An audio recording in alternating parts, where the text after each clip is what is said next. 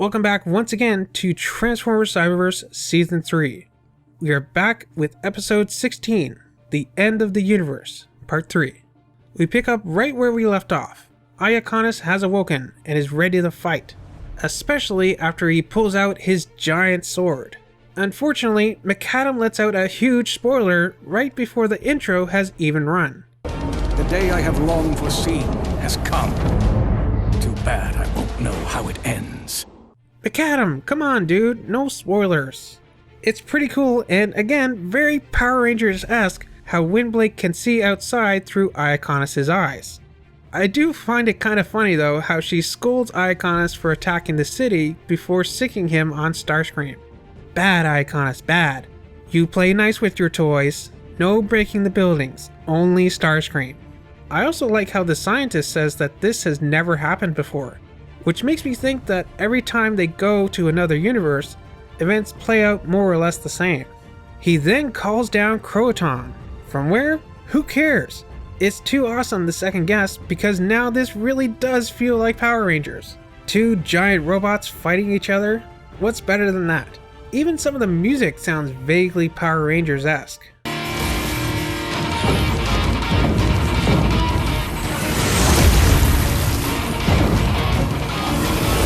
Which is probably cool now that Hasbro owns Power Rangers. Aw man, now I really want to see a Transformers vs Power Rangers crossover. Like not just a toy or a comic, but a legit animated show or movie. Well, while Croton and Iaconus are fighting, in the MC Escher universe, Wheeljack finally wakes up and gets them out of that annoying place.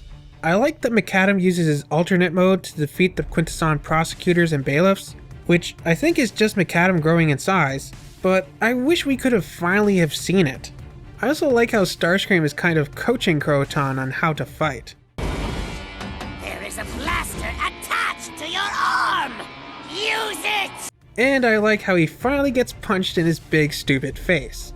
And sadly, McAdam dies as Croton reflects Iaconus' laser, which hits McAdam and destroys him. Although, why didn't McAdam just move? He knew it was coming. I don't know, destiny or something? When Optimus, Bumblebee, and Wheeljack arrive back in their own universe, they actually end up in the scientist's lab, where they are attacked by unending copies of him. But Wheeljack finds the source of the signal, the real scientist, this little alien dude. This kind of reminds me of the Wizard of Oz. You know, pay no attention to the man behind the curtain.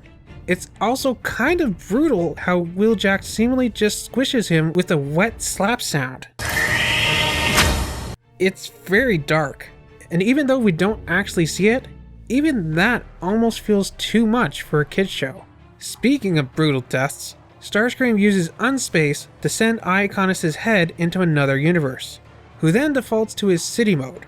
It's a little convenient, but I kind of like that. At least they won't have a giant headless robot just lying in the middle of Cybertron when this is all over. And that leaves Croton as the victor as he and Starscream make their way back to the Autobots and Decepticons, presumably to carry out Starscream's final judgment. Definitely a fun episode, but very sad to see McAdam go. And Iaconus too. Iaconus, we barely knew ye, but you were a cool dude.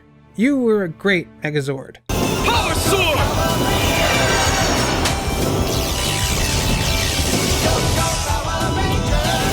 And hey, at least the Transformers don't have to worry about stopping him anymore. Can't wait for the next episode.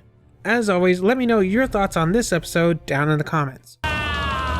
Impressive! Now we're talking. Remember to leave a like, subscribe, and do all that other fun stuff. And I'll see you back here for the final part of this 4-parter. The conclusion to the Quintesson arc. It's the end of the universe. Part 4.